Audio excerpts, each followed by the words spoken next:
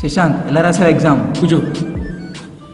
నేను ముందు నిన్న ఒక క్వశ్చన్ అడుగుతాను, దానికి ఆన్సర్ చెప్పు. ఆత్రం చెప్తాను ఎగ్జామ్ ఎలా రాశాను. ఓకే. కళ్ళతో చూసిన అర్థం కాదు, మనసు చూసిన అర్థం కాదు, బ్రెయిన్తో చూసిన అర్థం కాదు. ఏంటిది? No idea bro. Question paper. Question పేపరా? నో. ఏమైందిరా, ఎవరో టెర్రరిస్ట్ వచ్చినట్టు అలా అరుస్తున్నావు? దీంట్లో ఎన్నో అని రాసిన శశి. ఓ అదే లేదురా, నా వెనక నుండి అమ్మాయి నన్ను చూపి చూపి చూపి అంది. నేను చూపిను అన్నా. ఫైనల్గా అమ్మాయి ప్లీజ్ అని రాసింది, నేను నో అని రాశాను. అదే ఇది. ఇఫ్ యూ డోంట్ మైండ్ మీతో ఒక ఆటోగ్రాఫ్. వీడేంట్రా సెల్ఫీ జనరేషన్లో ఆటోగ్రాఫ్ అడుగుతున్నాడు? Sir 1 minute. Sir thank you sir, me help ఎప్పుడు మర్చిపోలేను. Bye sir.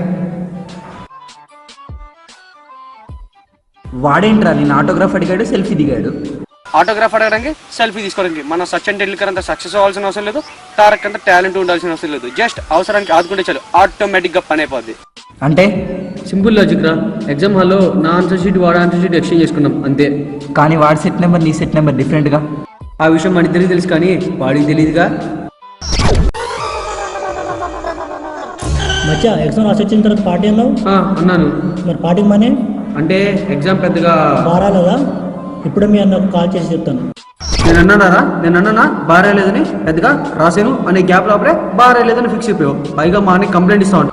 పార్టీకి మనీ 10,000. హలో 8,000. హలో 5,000. హలో 3,000. ఎప్పుడో నీ అకౌంట్లో పడిపోయి వెళ్ళి చూసుకో. ఓయ్ 3,000 అంటే 3,000 మాత్రమే, జాగ్రత్తగా మేనేజ్ చేయి.